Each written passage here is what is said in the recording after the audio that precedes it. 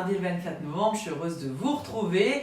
On est à mi-Tessaï, mais pour démarrer la journée, je vous propose d'aller dans l'Ancien Testament au livre d'Ésaïe.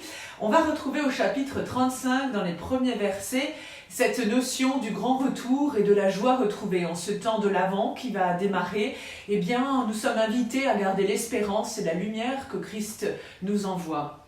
Quand le désert et la terre aride manifestent leur joie, que le pays sec s'émerveille et se couvre de fleurs aussi belles que les lys. Oui, qu'il se couvre de fleurs et qu'il s'émerveille à grands cris. Le Seigneur lui a donné la splendeur des montagnes du Liban, l'éclat du mont Carmel et de la plaine du Saron. On pourra voir alors la glorieuse présence du Seigneur, l'éclat de notre Dieu. Rendez force aux bras fatigués, affermissez les genoux chancelants. Dites à ceux qui perdent courage, ressaisissez-vous et n'ayez pas peur. Voici votre Dieu, il vient vous venger et rendre à vos ennemis le mal qu'ils vous ont fait. Il vient lui-même vous sauver. Alors les aveugles verront et les sourds entendront. Alors les boiteux bondiront comme les cerfs et les muets exprimeront leur joie, car de l'eau jaillira dans le désert. Des torrents ruisselleront dans le pays sec, le sable brûlant se changera en étang, et le pays et la soif en région de sources. À l'endroit même où les chacals avaient leur repère pousseront des roseaux et des joncs. C'est là qu'il y aura une route qu'on nommera le chemin réservé. Oui, aucun impur n'y pourra passer, aucun idolâtre n'y rôdera. Elle sera destinée au peuple du Seigneur quand il se mettra en marche. Sur cette route, pas de lion, aucune bête féroce ne pourra y accéder et on n'en trouvera pas.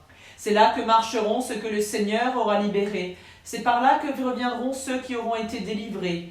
Ils arriveront à Sion en criant de bonheur. Une joie éternelle illuminera leur visage. Une joie débordante les inondera, tandis que chagrin et soupir se seront évanouis. C'est l'espérance qu'il nous est invité justement à retrouver, à chercher et à se laisser guider par cette lumière qui vient à Noël. Ici, les fleurs du désert nous sont présentées. Bien sûr, dans tous les chapitres précédents du livre d'Ésaïe, il y a énormément de violence. Et il nous est dit qu'un pays fait de splendeur, un pays fait d'allégresse, un pays fait de sources fraîches, de rafraîchissement, où jaillissent des fleurs dans le désert, pourra avoir lieu. Bien sûr, il y a eu la destruction totale. Il y a un prophète ici qui nous annonce un monde tout à fait nouveau. Quoi de mieux en cette nouvelle année liturgique, quoi de mieux pour démarrer le temps de l'Avent. L'exil de ce peuple ici a une fin. Il y a la délivrance au bout du chemin pour tous ceux qui cherchent une terre de liberté. Le peuple du Seigneur reviendra à Jérusalem, nous dit ce texte d'Ésaïe, par une marche à travers un désert, transformé en prairie au printemps, encore mieux donc qu'une sortie d'Égypte. Ici, nous sommes vraiment conviés à tourner nos regards vers un avenir que Dieu nous a promis, qu'il nous offre, et c'est sûr qu'il nous donnera. Et je vous invite à la prière en ce jour avec la Société luthérienne et la prière de Michel Boutier pour ce jour. Donne-moi, Seigneur, aujourd'hui de nouveaux cieux, une nouvelle terre. Donne-moi l'émerveillement de l'enfant qui ouvre son premier regard sur le monde, la joie de l'enfant qui découvre ta splendeur en chaque chose, en chaque être rencontré et un reflet de ta gloire.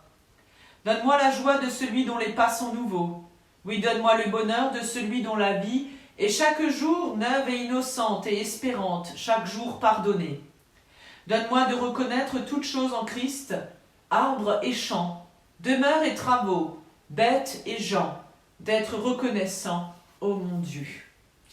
Sur ces paroles, pleines de reconnaissance, de bon sens et de paix dans le Seigneur, je vous souhaite une bonne journée et je vous dis à demain pour la prière du petit-déj et nous nous retrouvons en vidéo ce dimanche à 11h pour un temps de méditation proposé par un collègue de notre union d'église. D'ici là, portez-vous bien.